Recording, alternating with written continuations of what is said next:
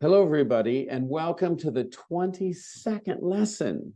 Just two more to go after this.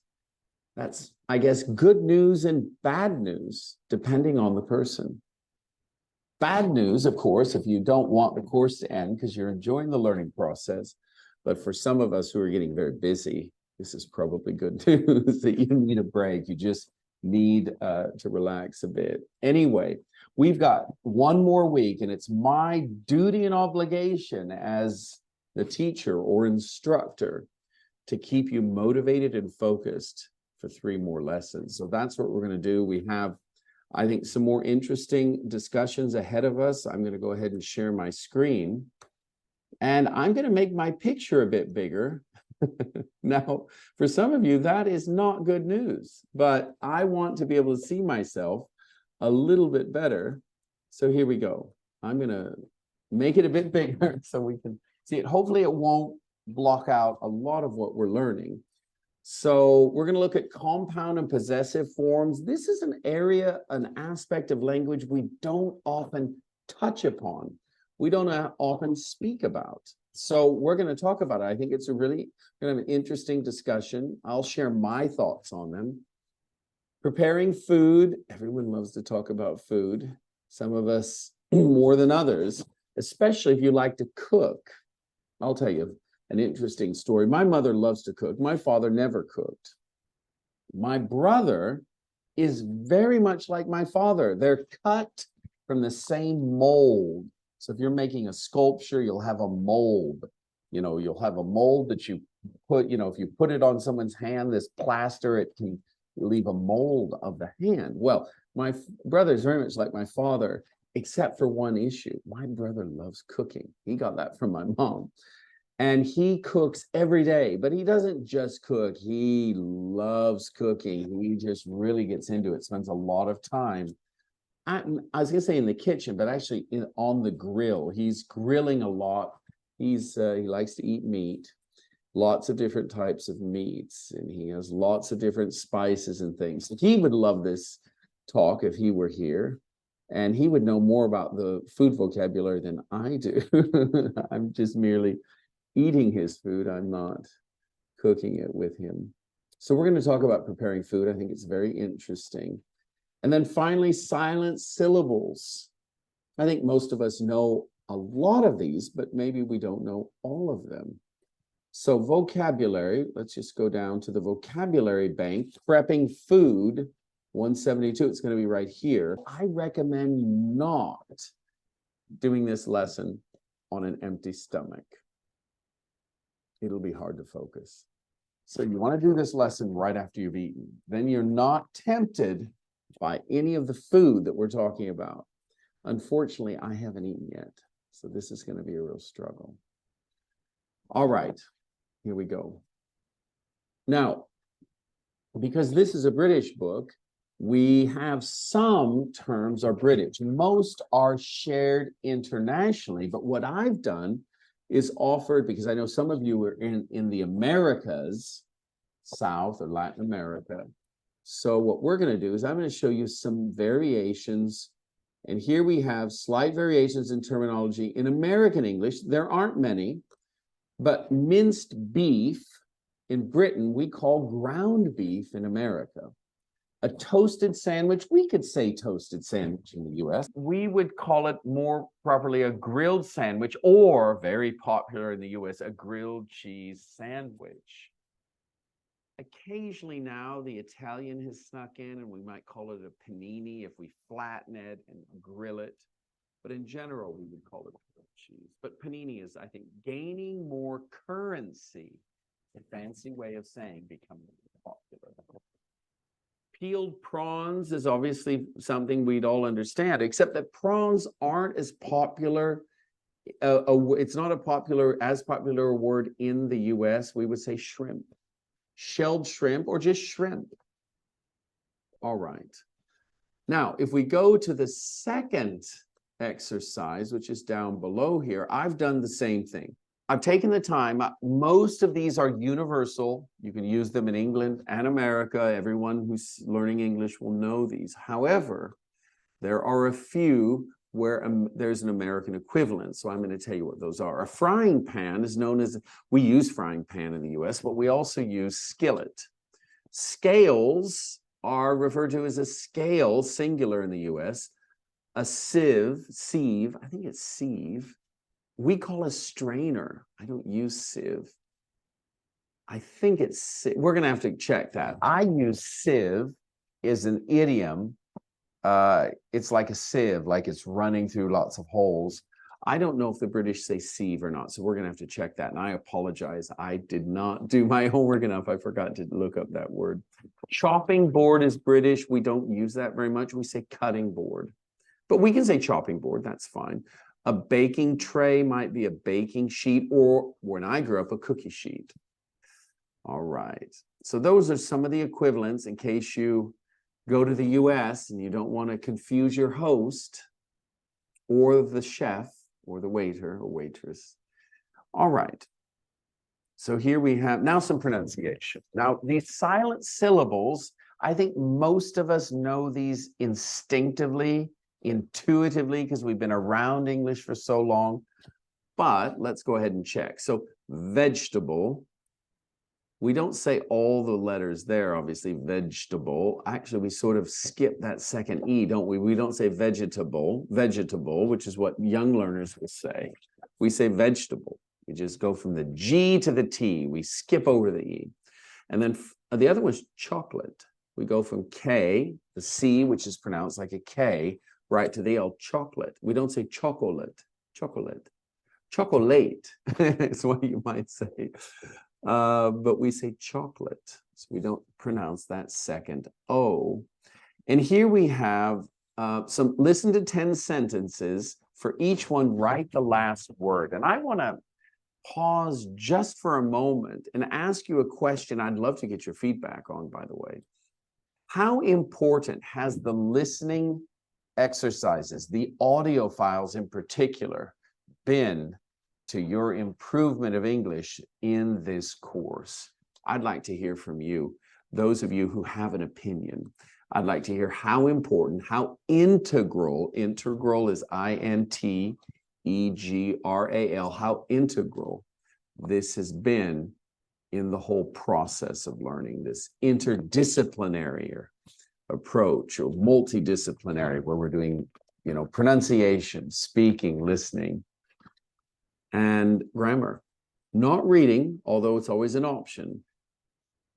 Let's look at the fine-tuning your pronunciation with silent syllables. Let's do the two that are near and dear to my heart as a university professor. Literature.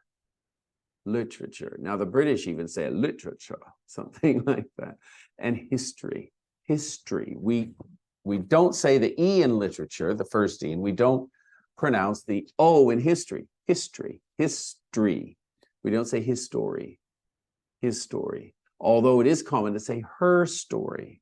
Her story is a sort of feminine version of history basically it's a movement. I think it's very helpful that focuses on women's role in history. Let me write that word down actually, because in my field it's become quite popular.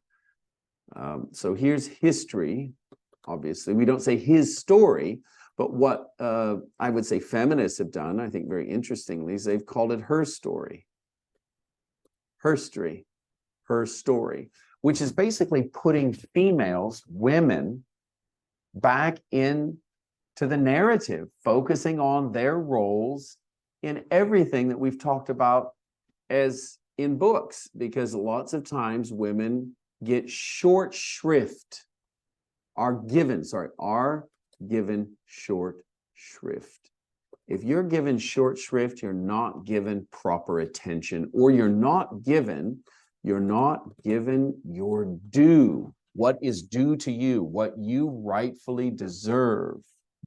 I mentioned this word integral before, an integral part of something, just so you know. All right, some new vocabulary, not that we need more. We are inundated. Oh my goodness, people are getting angry with every new word. We are inundated with so much vocabulary. I understand that. So, all right. No more new vocabulary, only in the book. Let's stick to the book, Professor. I'll stick to the book. All right, I'm going to go buy the book. If you go buy the book, this is an idiom, so we can count it as not a vocabulary. If you go buy the book, that means you follow the rules exactly. There's no bending or breaking the rules. They go by the book, so don't try to cheat them. They go by the book. They follow the rules, so don't ask for any favors. All right, do you go by the book? Or are you more relaxed with most things and processes? I'm sure it probably depends on what we're talking about, whether how relaxed you are. Reading and speaking, we're going to skip over that. Preparing the food, and then we get to compound nouns and possessives. I find this talk, as I mentioned at the outset of this video, I find it interesting because it's underexplored, it's overlooked. It's given short shrift when we discuss grammar issues. So very often it is. So let's look at this. I'm going to highlight some of these, but let's read them for pronunciation purposes. So for fluency, ready? I'm going to read a sentence. You repeat after me. The company's head office is in New York. I borrowed Chris's chair. If you don't mind, don't borrow it yet. I'm sitting on it to record this video, so wait. It's my friend's wedding. That's the children's room. Now, I went through these, and I want to draw your attention to the apostrophe, which is called, what's that called? You can see it right here. The apostrophe S. We need to be very clear and pronounce those, or people won't know it's possessive, that there's ownership involved. So we have to say, let's just focus now just on the pair of words. Really, especially Latino speakers, Spanish speakers, I'm talking to you. We've got to really emphasize the S or Z sound. So the company's head office, Chris's car, my friend's wedding, the children's room. Now, I've exaggerated a bit because some of you don't say it at all. You just clip. If you clip, you can clip hair, but if you clip a word, you just say part of it. Now, this is where it's interesting. Alex and Maria's daughter. Now, the question might arise, can we say Alex's and Maria's daughter? I think you can, but the grammar rule is this. You can read it below. It should say this.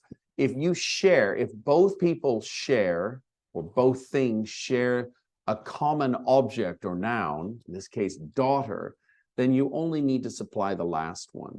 If they have different possessions, daughter and son, and one is with one and one is with the other, then you have to have both in the possessive form. But because it's their daughter, you can say Alex and Maria's daughter. Maria's daughter. We had dinner at Tom's last night. Now, here's the question, or a question. What's Tom's referring to? Tom's what? Not Tom's night. You don't have dinner at his night or on his night. You can't eat on top of time. You eat on top of a table. But we're talking about Tom's flat or apartment or house. We had dinner at Tom's. Actually, Tom's place is what we normally say. We had dinner at Tom's place last night. My mother, I said my hair. My mother is at the hairdresser's. And this means hairdresser's salon. So a hairdresser is a person. But when you say hairdressers, it implies the hairdresser's salon. They played terribly at Saturday's match. Saturday's match. And let's just focus on the next one, just that phrase, 10 years experience. Years experience. All right. Now, we often use apostrophe. I'm looking at number 4 now below. We often use apostrophe S or S apostrophe with time expressions. Yesterday's news and hour's journey. Now watch this. This could be a bit tricky. Let me go ahead and bring my big photo down here. All right. If we do this, we could say, I had an hour's journey, a 4-hour, no, we wouldn't do that. Sorry. A 4-hour journey. We wouldn't say 4 hours journey, a 4-hour journey. Okay. I will make an example later. Let's use now, instead of an apostrophe S, this is where it gets really interesting, especially when we talk about style. Now, when I say interesting, I also mean complicated, because the rules get very fuzzy. If something gets fuzzy, it's unclear. This background is fuzzy. We call it blurred, but it's also fuzzy. It's unclear. Can you remember the name of the film? Now, you can say, can you remember the film's name? We don't say that, though. That's why it's fuzzy. We don't say the film's name. Now, number 1 says we normally use we normally use of, not apostrophe S, with things or abstract nouns. So the name of the film is a thing. My brother lives at the end of the road, abstract, I suppose, end of the road. You would never say my brother lives at the road's end, although poetically you might, but not any other scenario, in any other scenario. The problems of old age. Old age's problems. You might say it, but it's much more sort of natural style to say the problems of old age are many and varied. Number 2, Helen is a sister of my cousin. We tend to use of and not apostrophe S to express possession with a long phrase. All right, so the phrase is of my cousin in Rome. That is it. So we wouldn't say my cousin in Rome. I told you about sister. Yeah, that's just so awkward. So we use the of, and now things can relax a bit. Here, Helen is the sister of my cousin in Rome. Now, you could say Helen is my cousin's sister, but then you'd have to say Helen is my cousin's sister who lives in Rome. And then suddenly, well, who lives in Rome?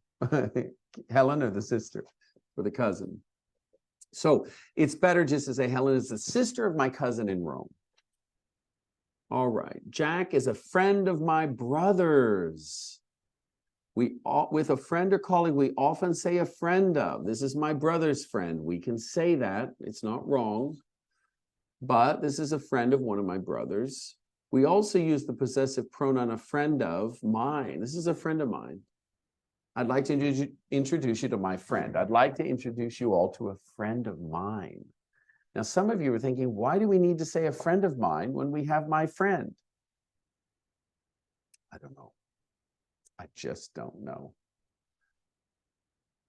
All right. Both are fine, by the way. But a friend of mine somehow has worked its way into the language and is very natural. Compound nouns. This is where another interesting discussion. Tin opener. Now, we don't say tin in America. We say can, a can opener. You know, those things that you sort of twist or something and the metal can opens. Often you have peas or corn or olives. You get them at the grocery store. In England, they call that a tin. And in America, it's a can. So a can opener is a compound noun. A plant pot, compound noun. A garden center, that's very commonly expressed. Now, keep in mind, center is spelled in a British way. The Americans spell it with an ER at the end. Seatbelt, we've all heard of seatbelt. Car door, company director, history teacher. I sometimes say I'm a teacher of history, but history teacher is probably more natural. a bottle. This is where it gets really interesting. So let's read the, look at this. There's a bottle of wine on the table with 2 wine glasses. Now, I was intrigued means fascinated by the explanation. And I got to be honest, I didn't know this. This is new for me. So let's go straight to the new stuff for me, because that's interesting. And it will probably be interesting for you as well. Now, look at this. With containers, a compound noun focuses on the container. This is a wine bottle, usually empty. Whereas a container plus a possessive, this is a bottle of wine, usually focuses on the contents. So a bottle of wine means there's probably wine in it. A wine bottle might be empty. I didn't actually realize that. That's super interesting. So thank you, Oxford English file. Very nice. A road sign, a storybook. Look here, we have a storybook, number 2, a road sign. So we have compound nouns here that are separated. And it's at this point, this juncture is a point. It's also like a intersection if you're driving a car. It's at this juncture or point that I'm going to move over to a very short handout I have, just to sort of make sense about the different options we have to make you aware of them. Here are the compound nouns. This is Grammar Bank 9B. You've got joined words, firefly, notebook, blackboard. You've got hyphenated words, mother-in-law, editor-in-chief, passerby. A passerby is someone who, so there's an accident in the road and someone drives by, that's a passerby, someone who passes by and oftentimes observing something or having seen something. They're a passerby. And finally, the separated separated words, swimming pool, post office, and school bus. Now, these are separated. Now, here is a question some of you might be asking. What's the difference between joined words, separated words, and hyphenated words? Well, I'm going to give you my own theory, and then I'll tell you probably what the answer is. Now, my theory, and I think it's backed up with a lot of experience, these joined words have now become so, they have their own identity. So black and board have an identity, but blackboard also has a very specific identity, so much so that we can combine it and we have no problems. Now, some people would say swimming pool also has a very clear identity. We know what a pool is, swimming pool. Why is that the case? I think it comes down to just tradition, practice, tradition. How did we spell things in the past? Now, I can only speak about the hyphens. I think hyphens are used, especially with compound adjectives. They're used when it's new. But mother-in-law, yeah, okay, let's see what I've written down a general rule, but honestly, they say, and I've taken this from the internet, it's clear and easier to read. That might be true, but that's not going to help us when we're trying to decide whether it's compound, joined, or hyphenated. I think you just have to remember a few of these. Editor-in-chief, mother-in-law, passerby. There aren't many that are hyphenated. These are 3 very common ones that I've drawn your attention to. And sometimes you just have to look it up. Is that word joined or separated? And you know what you're going to find? A lot of words have both traditions operating and functioning, which is fine. That means you can never be wrong. And we know how most people don't like to be wrong. So this is a great opportunity. If you don't want to be wrong, talk about compound nouns and whether they're joined or separated. And a lot of these means you'll be probably right on both accounts. All right, there we go. Let's move to, I guess we're nearly finished. Yes, I think we're nearly finished. We have a long reading section. Well, thank you all. I want to encourage you to keep studying hard, keep focused, one more week, enjoy it, and I'll see you at the next live. Bye-bye.